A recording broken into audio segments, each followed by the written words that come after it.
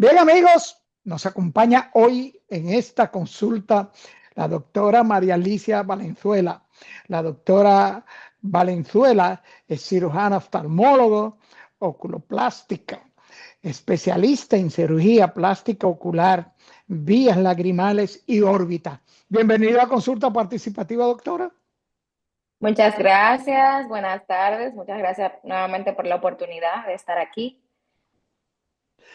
Doctora, gracias a usted por concedernos esta consulta. Sabemos que es difícil días de trabajo para ustedes estar en programas.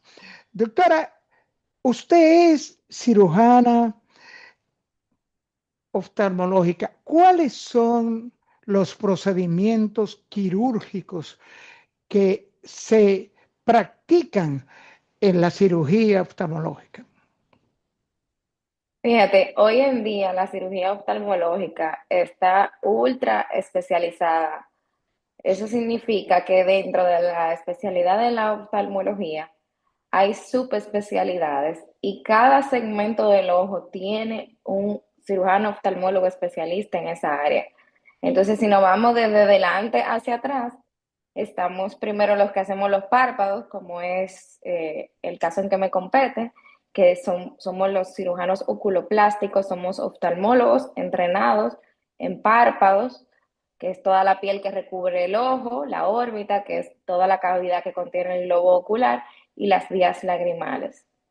Luego tenemos especialistas en segmento anterior, que son los encargados de operar las cataratas, los cirujanos refractivos, que son los encargados de hacer las famosas cirugías para quitar los lentes, los especialistas en córnea, que son los encargados de hacer los trasplantes de córnea y todo lo que compete a esa área. Luego están los especialistas en uvea, que es una área que a veces se inflama y que son las famosas uveitis. Y luego están los especialistas en el segmento posterior, donde ahí tenemos los retinólogos, que son los que ven toda la parte de la retina, y los glaucomatólogos, que son los que ven las patologías del nervio óptico. Y también hay una especialidad que es exclusivamente del área del nervio óptico a nivel neurológico, que se llama la neurooftalmología. Entonces, cada una de esas áreas tiene sus competencias quirúrgicas y nosotros aquí en el Instituto Espaya Cabral tenemos uno o varios especialistas de cada una de esas áreas, y lo interesante es que el paciente pueda recibir una atención integral, que no solamente sea visto por un oftalmólogo como antes, que el médico primario hacía todo. El médico primario era el que te daba la pastilla de la presión, te recibía el bebé y te trataba la diabetes. Igual, antes de haber esta subespecialización en la oftalmología, tú tenías un oftalmólogo que te atendía todo. Pues ahora tenemos una atención global, vamos a decir que globalizada dentro del globo ocular, valga la redundancia, donde cada área del ojo que he mencionado tiene un especialista. Y si viene aquí al centro España Cabral a atenderse, pues va a tener un especialista por área donde podemos en conjunto tratar todo. Wow, doctora, entonces quiere decir que estamos tan desarrollados en materia de cirugías oftalmológicas que hay subespecialidades por cada tipo de procedimiento o cirugía que se practican en los ojitos. Es así, es correcto. Y cada médico tiene su área de expertise donde la practica. En su caso, doctora, usted es oculoplástica, ¿cierto? Sí, correcto. Sí. Ese tipo, los tipos de procedimientos de la oculoplastía son mayormente estéticos. Bueno, en mi práctica te puedo decir que hay un gran porcentaje que es estético y también hay un porcentaje importante que es funcional, donde hay malposiciones palpebrales, que son las más comunes, que impiden o dificultan la visión, y ya no es por un tema estético, sino es por un tema funcional. Cuando el párpado se cae definitivamente, cuando el párpado se invierte y las pestañas tocan la córnea, que se llama entropion, o cuando el párpado se vierte y hay mucha exposición del segmento anterior causando ojos rojos, lagrimeo. Son patologías muy comunes en nuestra práctica, además de la parte estética. Entonces, en la parte estética, señálame cuáles son las que son meramente estéticas, además de funcional, las estéticas y las funcionales. Mira, el procedimiento estético que más realizamos es la blefaroplastía. La blefaroplastía es quitar el exceso de piel y de grasa, tanto del párpado superior como del párpado inferior. Y la novedad es que hoy en día, desde septiembre del 2025, nosotros contamos con un láser que es la última tecnología en oculoplástica, está aquí en el Instituto España Cabral, donde nosotros podemos realizar la blefaroplastía asistida con el láser. ¿Y qué significa eso? No significa que se sustituya el procedimiento quirúrgico, sigue habiendo cirugía, pero en vez de bisturí se usa esta alta tecnología que se llama láser, que es la luz convertida en una tecnología para hacer la cirugía. Entonces el paciente va a tener una recuperación más rápida, va a tener menos inflamación y morado, se va a integrar más rápido a su vida laboral, las heridas se cicatrizan más rápido y entonces es un procedimiento que ahora se ha hecho mucho más amigable realizárselo asistido de esta tecnología que se llama láser CO2.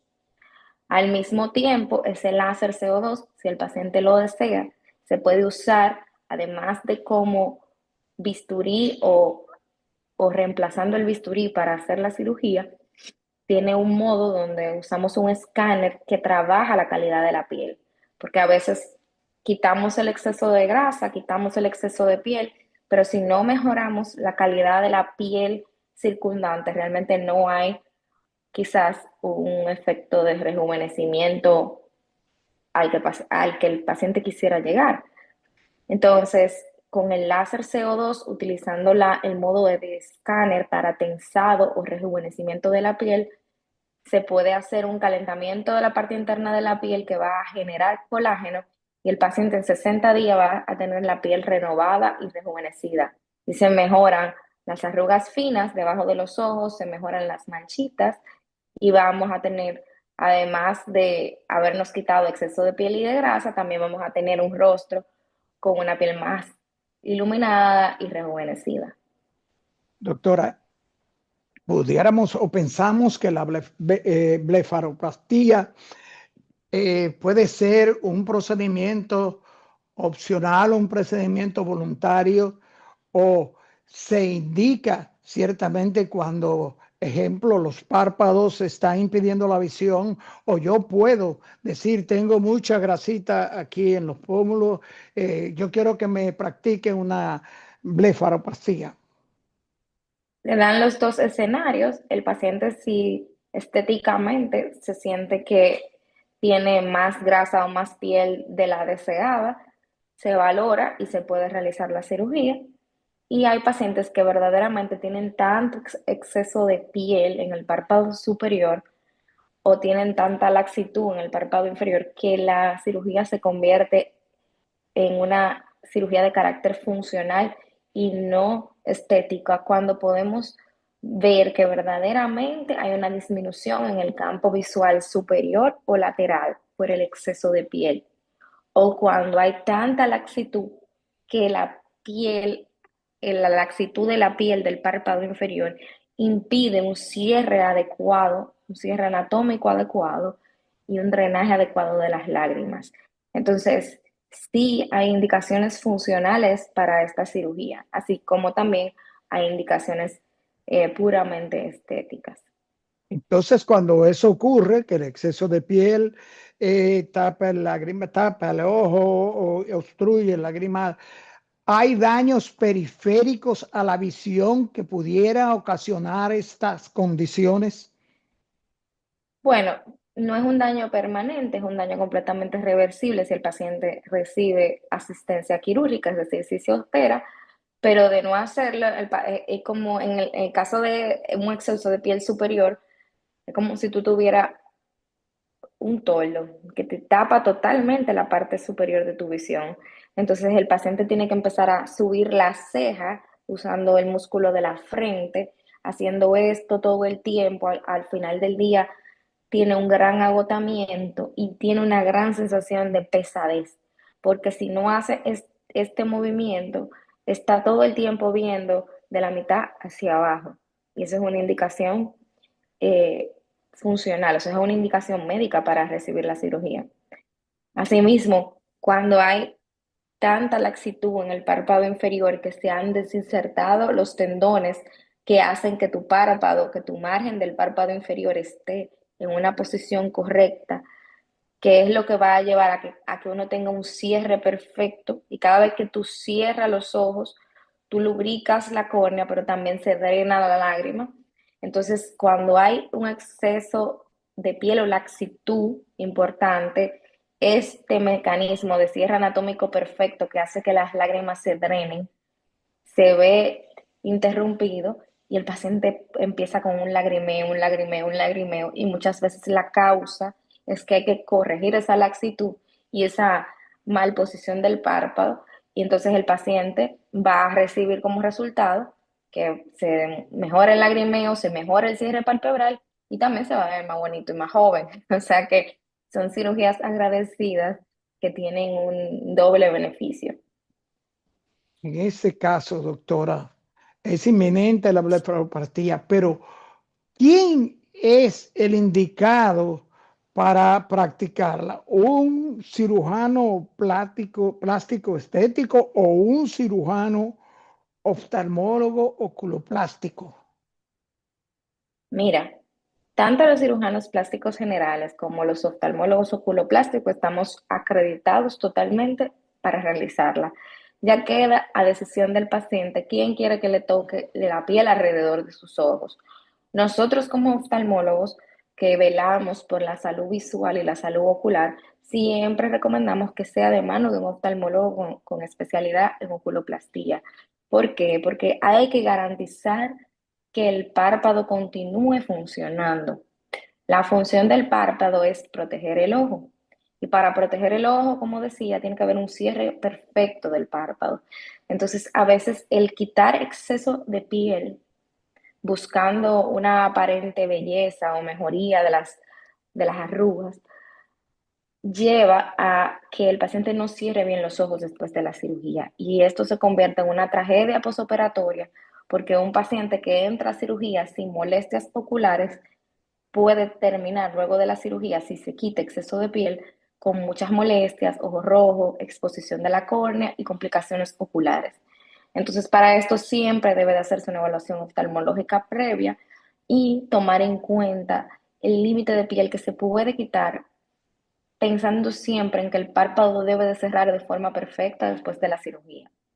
Y en ese sentido es que el láser CO2 que tenemos nos ayuda porque nos evita la tentación a querer quitar piel en exceso, porque la tecnología ya va a regenerar la calidad de la piel y va a conseguir ese tensado de la piel que muchas veces se busca quitando exceso de piel y que lo que consigue es complicar las cosas y no mejorarla. Entonces hoy en día sabemos que en una estructura como el párpado inferior, que es un párpado fijo, a diferencia del de arriba que se mueve, que se abre y se cierra, abajo el párpado no es móvil y la piel la compartimos con la nariz, con, la, con el maxilar superior e inferior. Entonces, eso hace que si yo quito exceso de piel, la piel que es necesaria en las otras estructuras faciales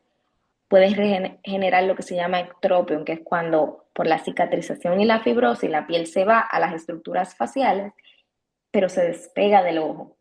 Y luego de la cirugía el paciente se ve así. Y eso es una tragedia porque además de que el paciente se siente mal, empieza lagrimeo, ojos rojos, exposición, resequedad, tampoco se ve bonito porque nadie que nos cierre el ojo se ve estéticamente deseado. Entonces, si en vez de nosotros quitar piel en la parte inferior, pasamos láser para generar esa tensión que queremos, regenerar la piel, que la piel se vea más bonita, que se mejoren las arrugas. Doctora, la pregunta viene al caso por el asunto de justamente del oftalmólogo oculoplástico, por el asunto de los riesgos. ¿Cuáles son los riesgos que que corre un paciente practicándose una blefaroplastia? Mira, lo principal es que el párpado debe de mantener su función.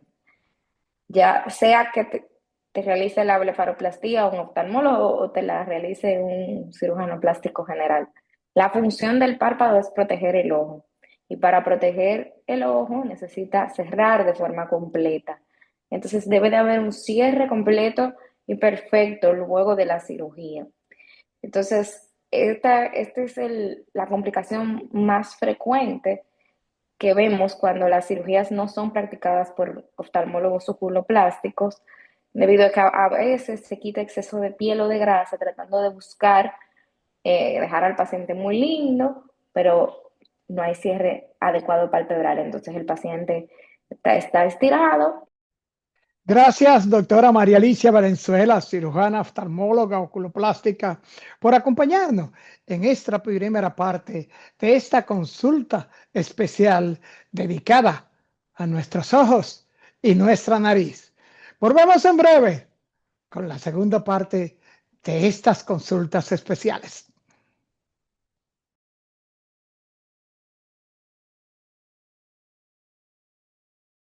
Amigos, nos acompaña en esta segunda parte de esta consulta especial la doctora Minerva Espinal, otorrinolaringóloga, rinóloga, con la que estaremos hablando sobre todo lo que tiene que ver con nuestra nariz. Bienvenida, doctora Minerva Espinal, una vez más a Consulta Participativa. Buenas tardes y muchísimas gracias por la invitación. Un honor para mí poder contar esta tarde con ustedes, poder hablar a los amigos televidentes, que gracias, es un honor para mí estar aquí.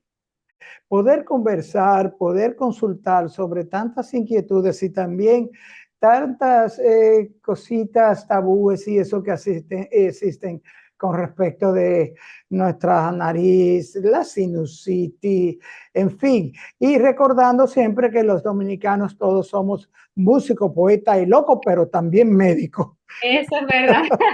Cada uno tiene un alma de médico y receta. Las mejores recetas son la del vecino, la del mejor amigo, sin contar la abuela, que tiene los mejores Así. remedios. Así es, doctora, pero vamos a arrancar de una vez la nariz, este órgano tan importante. ¿Cuáles son las patologías que afectan nuestro sistema nasal, fundamentalmente las que más se tratan? Fíjese, efectivamente, bueno, la nariz siempre la he visto como un órgano noble porque alberga uno de los sentidos más importantes que es el olfato. Entonces, las patologías que atacan y que son más frecuentes, pues vienen dadas por lo que es la rinitis, la sinusitis, puedan haber tumores también que nacen y están alojados en la cavidad nasal. Y por nuestro ambiente y al ser una isla, realmente son las patologías más frecuentes. Es importante recalcar que hay diferencia entre rinitis y sinusitis. Vamos a tratar de hablar en un lenguaje llano para que nuestra población también entienda, porque muchas veces las personas lo que dicen, bueno, es que a mí no se me quita la gripe, pero en realidad lo que tienen es una rinitis. O también confunden la rinitis con sinusitis. Pero en la tarde de hoy nos vamos a enfocar más en esas principales porque obviamente ya la parte de oncología o de los tumores es un poquito más extenso y realmente la nariz está compuesta por el tabique nasal, los cornetes, que tenemos tres tipos de corneta, inferior, medio y superior, y los senos paranasales, que son 6 pares de senos paranasales, que son las cavidades virtuales, bueno, que se encargan de producir el moco. Esa es la función principal de la nariz, producir moco y obviamente de manera fisiológica permitir el paso del aire, que el aire se humidifique, que no entre ni frío ni muy caliente, y lo más importante, que es para respirar, porque si no respiramos, entonces ya ahí no tenemos más nada que hablar. Pero esa es la función más importante de la nariz y lo más frecuente y más aquí, que somos una isla, la rinitis o la rinosinusitis, que es también, como podemos llamarlo, en un complejo completo, la combinación de las dos patologías. Bien, pues doctora, pues seguimos por ahí mismo, porque ya me imagino cómo están los amigos a la expectativa. Dígale a los amigos qué es lo que es la rinitis. Muy bien, pues empezamos por el principio, como se dice. La rinitis es la inflamación de las estructuras que están dentro de la nariz. La rinitis se puede clasificar en intermitente y perenne y a la vez en leve, moderada, severa. La rinitis en un lenguaje llano es simplemente la sensación de congestión o de sentirse la nariz mojada a través de lo que es la rinorrea, que es una secreción acuosa blanquecina que sale de manera espontánea o luego de unos estornudos que pueden ser en salvas cuando uno se expone a un alergeno o cuando también puede entrar un virus a tu cuerpo o también incluso por bacterias. Las definiciones y las clasificaciones son múltiples. Por eso digo la más llana. La intermitente, que va y viene, la perenne, que realmente dura toda la vida, y ya por la intensidad leve, moderada y severa. Entonces, ¿cuáles son los síntomas típicos? Los pacientes se sienten congestionados. En otro lenguaje, estar tupido. Entonces, el aire no puede entrar porque se inflaman los cornetes, que son es el órgano fundamental que permite el paso del aire. Esto es un órgano contráctil que aumenta y disminuye de tamaño según cómo vaya el ciclo nasal. Entonces, cuando se ve afectado por una alergia, pues imagínense, un olor muy fuerte, que puede ser un perfume, un detergente, entonces el cornete empieza a inflamarse y se inflama de los dos lados. Cuando me inflamo de los dos lados, el aire no entra en la nariz y entonces ahí comienza la congestión. Entonces, inmediatamente comienza la rinorrea, que es la típica agua blanca que sale espontáneamente, que también congestiona. Puede darte sensación de febrícula, también dolor de cabeza y a la vez, pues la picazón. Es muy típico que el paciente sienta mucha picazón. Es un paciente, eso es un signo, incluso cuando el paciente llega a la consulta, porque o está siempre frotando la nariz o anda con una toallita o anda con Kleenex porque tiene que secar la nariz. Incluso eso se llama como saludo del rinítico. Entonces, ¿qué pasa? Tú puedes hacer una rinitis puntual, pero ya cuando los síntomas pasan más de 3 a 4 semanas, entonces ya hablamos de una rinitis perenne y ahí es que viene el problema, porque afecta mucho la calidad de vida. ¿Por qué? Porque es un paciente que tiene que estar con medicación constantemente, no puede respirar, no duerme bien, está cansado al otro día, incluso hasta para hablar cambia el tono de voz porque es una voz fañosa, porque la resonancia vocal va desde la nariz hasta la orofaringe con las cuerdas vocales. Al estar tapado y no entrar el aire, pues obviamente me cambia el tono de voz y al otro día no puedo funcionar porque es que tengo que respirar por la boca y, o sea, lo primero es respirar, eso es lo vital del cuerpo. Entonces tengo que respirar por la boca porque no me entra normalmente por la nariz. Entonces afecta mucho a la calidad de vida, incluso aísla a la gente, porque cuando la gente tiene una rinitis así, muy perenne, muy intensa, le da hasta vergüenza. O sea, pasa mucho con los adolescentes en el colegio porque es el típico niño mocoso. O sea, es un niño que está mocoso, que se acompleja, que los amiguitos dicen, no, él siempre está estornudando, él siempre está botando moco. Entonces hay que hacer, pues obviamente, un estudio, pues obviamente completo, ir al otorrino, que es lo principal, para uno poder identificar cuáles son los alergenos, cuál es la causa. Después que identifico la causa, entonces ahí ponemos tratamiento. Los tratamientos tienen que ser largos cuando es la rinitis alérgica, que es la más frecuente. ¿Por qué? porque tú puedes hacer alergia a diferentes cosas, entonces no lo puedes controlar. Un ejemplo, en nuestro país tú no puedes controlar que el día más claro llueve, entonces ese cambio brusco de un calor a una lluvia, eso afecta a la nariz. Los olores también y obviamente toda la parte ya de la alergia tal, ácaros, polvo, polen, los epitelios de pelos de perro, o sea, de perro, de gato, de animales y también las alergias alimentarias que a veces pasan desapercibidas, pero yo siempre le explico a los pacientes, mira, si eres intolerante a la lactosa, cuando le hagas reacción a la lactosa, también va a reaccionar la nariz, porque va conectado. Entonces, es algo sistémico. Y ahí es que está el punto, porque la gente piensa, bueno, me tomo un antialérgico o me pongo un spray nasal, entonces, ok, tú puedes resolver por un rato, pero vuelves y vuelves a presentar la patología. Pero, doctora, fíjese qué interesante, porque usted mencionó 3, 4 semanas y ahí es donde vienen otros problemas, pero en el grupo de nuestro gym, del gimnasio que asistimos, hay Sí. una persona que dice que tiene más de 6 o 7 años padeciendo de rinitis. Sí, porque ya se clasifica en una rinitis perenne.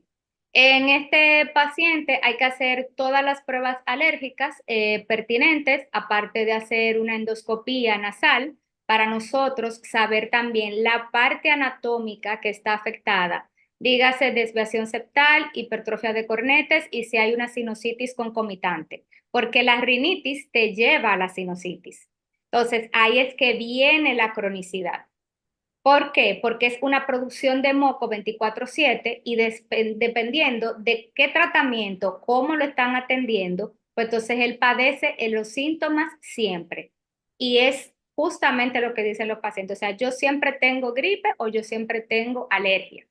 Y son muchos años, incluso puede pasar la vida entera. Porque es que el tema es que el diagnóstico es bastante extenso, aunque es una patología entre comillas, o sea, es una patología benigna, porque no es algo malo, pero es sumamente afectiva, o sea, que afecta tu calidad de vida, porque no te Y deja respirar bien.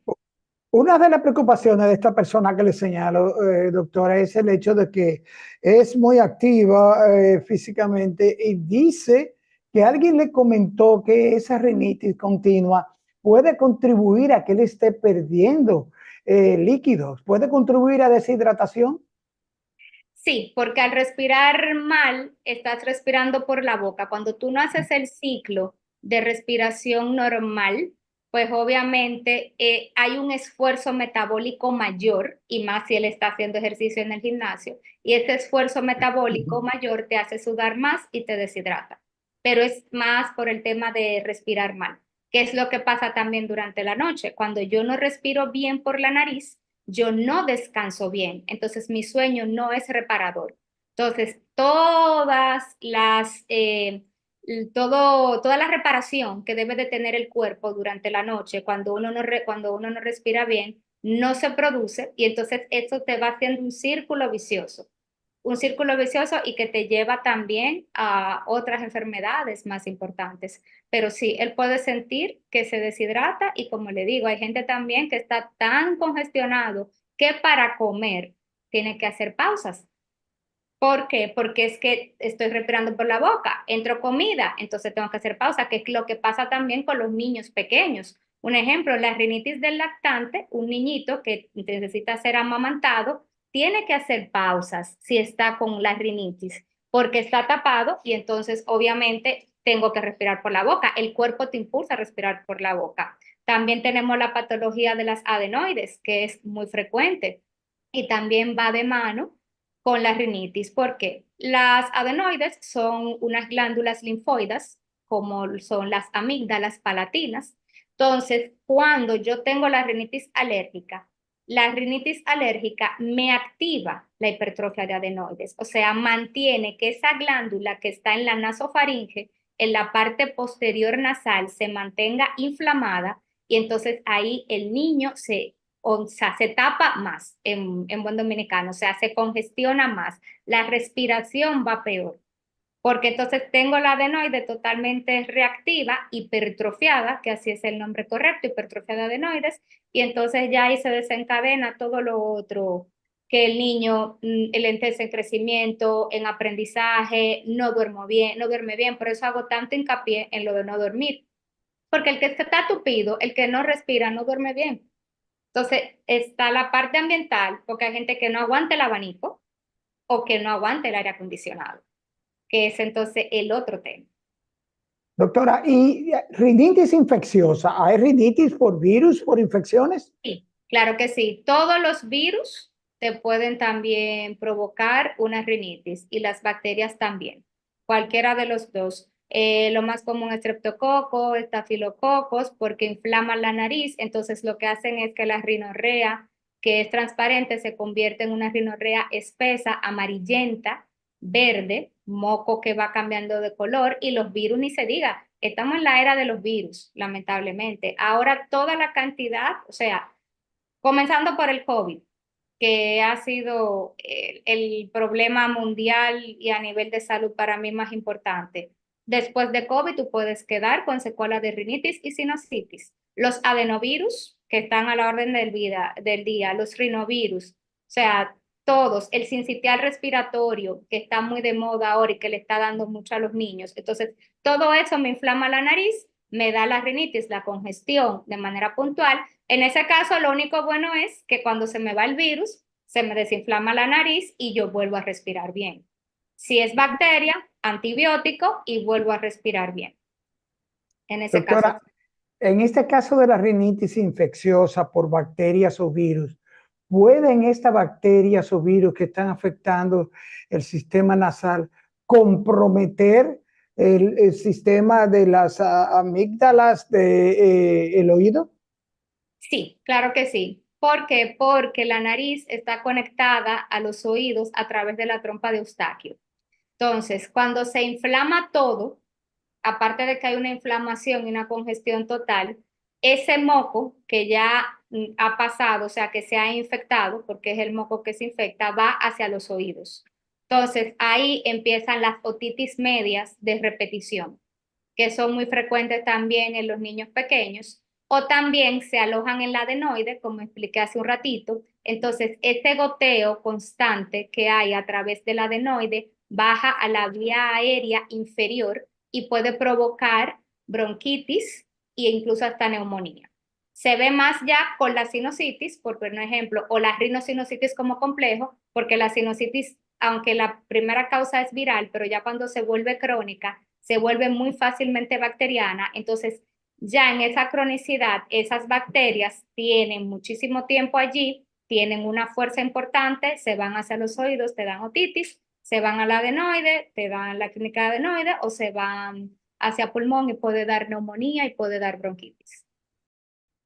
Amigos, amigas, gracias por acompañarnos a esta consulta especial dedicada a nuestros ojos y nuestra nariz, donde hemos estado consultando con las doctoras María Alicia Valenzuela, cirujana oftalmóloga oculoplástica, y la doctora Minerva Espinal, otorrino laringóloga rinóloga.